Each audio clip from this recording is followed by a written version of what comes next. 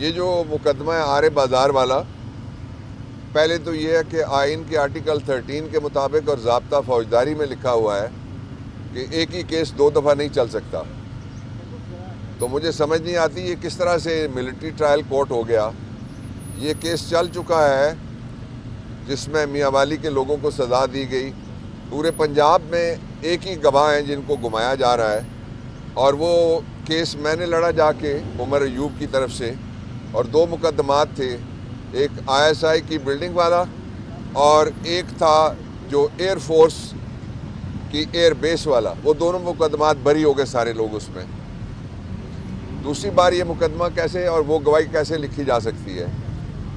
उसके साथ दूसरी बात ये है कि ये जो मिलिट्री ट्रायल हुआ है, इसकी वजह से पाकिस्तान सारी दुनिया में कल से शदीद तनकीद की जद में है।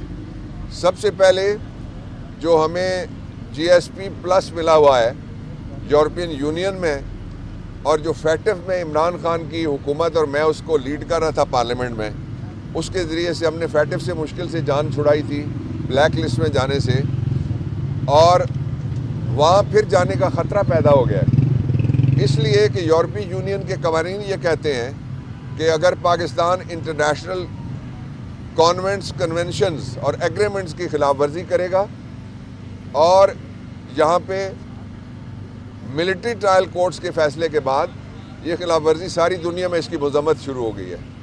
बरतानिया ने भी इसको कंडेम कर दिया है, अमेरिका ने भी इसको कंडेम कर दिया है। इसको जो यूरोपियन यूनियन के जितने अरकान हैं, मोर देन 30 आई बिलीव, वो सारे के सारे उन्होंने छुट्टी वाले दिन दफ्तर खोला और इसको कंडेम किया है। इसलिए ये जो मिलिट्री ट्रायल कोर्ट का फैसला है वो फौरी तौर पे वापस लेना चाहिए। ये पाकिस्तान के ख़िलाफ़ गया है, 25 लोगों के ख़िलाफ़ नहीं गया, ये 25 करोड़ लोगों के मुल्क के ख़िलाफ़ चला गया है। और वो नाकबद अंदेश हैं जो इस तरह के मशवरे देते हैं हुकूमत वाले कि ये करेंगे तो फिर लोग डर जाएंगे, ये करेंगे तो लोग हट जाएंगे, ये करेंगे तो इमरान खान मुल्क से बाहर चले जाएंगे। कुछ नहीं होगा ऐसा, ना वो -1 होगा ना कहीं जाएगा। दूसरा इसका जो पहलू है वो बड़ा ख़तरनाक है।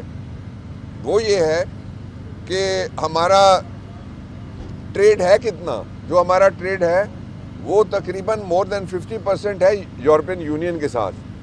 और अगर हमें जो वहाँ पे प्लस का जो स्टेटस मिला हुआ है वो वापस हो जाता है तो वो ट्रेड भी ख़त्म हो जाएगा। आप इस्तेकाम लाएंगे कहाँ से? इस्तेकाम कोई पकौड़े की दुकान से नहीं मिलता कि आप पारा में जाएंगे कहेंगे सलीम 1 पाव इस्तेकाम दे दो, या आप राजा बाज़ार में जाएंगे और कहेंगे कि राजे आधा किलो पकौड़े दे दो जिसमें इस्तेकाम डालना। ज़रा इस्तेकाम आएगा पाकिस्तान में सिर्फ एक तरीके से कि फौरी तौर पे जो गिरफ़्तार शुदा लोग हैं उनको रिहा किया जाए। और ये शहीद कहते थे ना कि हमें लाश दिखाओ, अल्लाह माफ़ करे, किसी के घर में जवान आदमी की लाश नहीं जाना चाहिए। और कड़ियल जवान आपने देखा डोरनाल में, उसकी तदफीन हुई है 24 घंटे पहले। इस बेशर्म, बेरहम और बेहया निज़ाम को शर्म आनी चाहिए जो कहते हैं कि बच्चों की लाशें फिर निकालो और फिर इनको दिखाओ, तब ये मानेंगे कि जो आप पारा से थोड़ा सा आगे डी चौक में जाके वहाँ पे जो कुछ हुआ है। और इस पे तीसरी और आखिरी बात मैं पहले मौजू पे ये करना चाहता हूँ कि ये जो ऑडियो और वीडियो लीक है उसके हवाले से मैंने आज अभी इंसदाद दहशतगर्दी की अदालत में उमर अयूब की तरफ से ये दरख्वास्त फाइल की है। इसकी ख़ास बात यह है कि पाकिस्तान में पता नहीं चलता कि ऑडियो किसने बनाई है, पाकिस्तान में पता नहीं चलता वीडियो किसने बनाई है। जो इल्ज़ाम है आरे बाज़ार केस में, जिसको GHQ केस का नाम, ब्रांड नेम दिया गया है, हालांकि GHQ हम सब का है, हम सब के पैसों से चलता है, पलता है, बसता है। इसलिए ये मैंने मांगा है कि अदालत ने अपने एक ऑर्डर में लिखा कि इस्तग़ासा वाला कहते हैं कि हमारे पास उमर अयूब की ऑडियो है और उमर अयूब की वीडियो भी है। तो हमने 2 मुतालबे किए हैं इसमें, कानूनी मुतालबे। पहला मुतालबा हमने ये किया है कि उमर अयूब की जो ऑडियो है बताई जाए, उस बंदे का नाम बताएं जिसने ये ऑडियो तैयार की है। ऑडियो ज़ाहिर है फ़ोन पे तैयार होती है, तो फ़ोन किसी ने टेप किया होगा। दूसरी बात ये लिखी है कि फ़ोन टेप करने वाले का नाम बताएं और तीसरी बात ये लिखी है कि फ़ोन टेप करने वाले का महकमा भी बता दें साथ, ये कौन है जिसने फ़ोन टेप किया है, जिसको वो कहते हैं कि उमर अयूब दहशतगर्दी में मुलविस है। दूसरा, हमने वीडियो के बारे में भी यही कहा है कि हमें बताया जाए वो शख्स जिसने वीडियो बनाई है। और तीसरा, हमने कहा है DVR दें, जिससे वीडियो बनती है फिर मुझे वापस आना पड़ेगा, I am sorry, military trial courts की तरफ।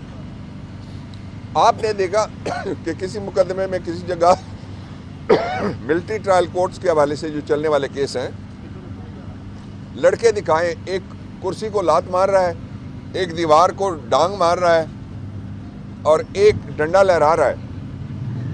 मैंने कहा DVR हमें दें। और चौथी बात जो मांगी है वो ये मांगी है हमने कि फौरी तौर पे हमें CCTV फुटेज दिए जाएं, और CCTV फुटेज हैं जिस जिस जगह पे वारदात हुई है, थैंक यू, जिस जिस जगह पे वारदात हुई गायब हो गए, तो फिर ये जो जिन 25 बेगुनाहों को सजा हुई है उनके लिए कौन सी CCTV फुटेज थी तुम्हारे पास? और अगर है तो हमें पूरी CCTV फुटेज, जब हम अदालत में खड़े होंगे इस मुकदमे के परखचे उड़ाएंगे, जब गवाह आएंगे हम इसको हवा में उड़ाएंगे इंशाअल्लाह अज़ीज़। दूसरा जो मौजू है उस पर भी मुझे तवक्को है कि जज साहब हमें ये कॉपियां देंगे, नहीं देंगे तो हम सुप्रीम कोर्ट तक जाएंगे। दूसरा, मैं उस फैसले की मैंने तनकीद की थी जिस फैसले के ज़रिए से कहा गया था कि मिलिट्री ट्रायल कोर्ट को इजाज़त दी जाए कि वो फैसले सुना दें।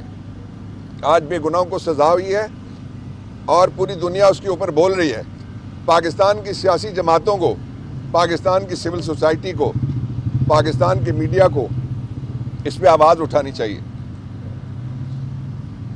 अब आए जो तीसरा पहलू है इसका, आज की मेरी गुफ्तगू का, वो मैं आपके सामने रखता हूँ। कल इस्लामाबाद में मुलाकात हुई है, मुज़ाकरात नहीं हुए, इसलिए कि मुज़ाकरात में कमेटी के जो हेड हैं वो शरीक ही नहीं थे, हमारे 2 मरकज़ी ओहदेदार शरीक ही नहीं थे। लोग और वर्कर्स ख़ास तौर पे इस बात पे हैरान हुए कि इतनी जल्दी क्या थी दौड़ के जाने के लिए। आप पहले अपनी कमेटी की अलहदा मीटिंग करते और सबको साथ लेके जाते। कोई 10 लोग हुकूमत ने डाले हुए हैं, तारीखें वो इस तरह देते हैं जिस तरह कोई सिविल मुकदमा चल पड़ा है। दूसरी बात, ये कहना कि कोई चार्टर ऑफ डिमांड, हम कोई ट्रेड यूनियन नहीं है, हम मुल्क की सबसे बड़ी सियासी और जमहूरी कुव्वत है, इसलिए हमारे मुतालबात 2 हैं। तीसरा मैंने दिया था पार्टी को, मैं वो बताता हूँ। इमरान खान ने कहा है 9 मई के जो जितने भी वाक़यात हैं, और 9 मई शुरू होता है सुबह जब इमरान खान को अगवा किया गया अदालत के अंदर से, उनकी तहकीकात के लिए कमीशन बने।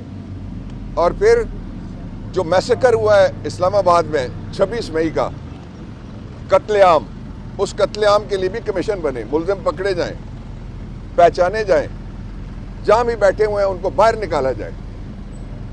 तीसरी जो बात है वो ये है कि मैंने जो मुतालबा दिया, एक उनका 2 मुतालबात ये हो गए, और तीसरा जो पॉलिटिकल वर्कर्स और प्रिजनर्स हैं उनको रिहा किया जाए। मैंने जो कहा वो ये है कि इस वक्त पाकिस्तान का एक ऐसा सियासी कैदी है, ज़मीर का कैदी, जो पार्लियामेंटेरियन है और सबसे पहले वो गिरफ्तार किया गया था और पार्लियामेंट में कभी उसको एक दफ़ा भी पेश नहीं किया गया, जिसके ऊपर 14 अरब का इल्ज़ाम था। उसको नैब की तहवील से निकाल के पार्लियामेंट में पेश किया गया था। नैब वाले मुल्ज़िम के तौर पे उसके सामने खड़े थे। मैंने कहा कि एजाज चौधरी का नाम डाला जाए कि उसका प्रोडक्शन ऑर्डर, मुकदमे हम लड़ रहे हैं उससे हम नहीं डरते, वो चलते रहे मुकदमे, हमें कोई परवाह नहीं है, बनते भी रहें। आज इस वक्त जब मैं आपसे बात कर रहा हूँ, उमर अयूब पेशावर हाई कोर्ट में 8 नए मुकदमात में जमानत लेने के लिए पेश हुए हैं। तो ये वो हालात हैं जिनके अंदर ये तवक्को की 3 और 8 मैंने आपको बताया कि पेशावर में एडजर्न हुई हैं। अच्छा, मैं आखिरी बात इस पर यह कहना चाहता हूँ कि इस मुल्क में जो लोग ये कहते हैं ना, किसी को मैं मैली आंख से नहीं देखने दूंगा, इंसाफ तुम्हारे दरवाजे पे दूंगा। जो ही रिटायर होते हैं दोनों भाग जाते हैं। एक बेल्जियम में किसी ने पकड़ लिया, दूसरे को किसी ने लंदन में पकड़ लिया।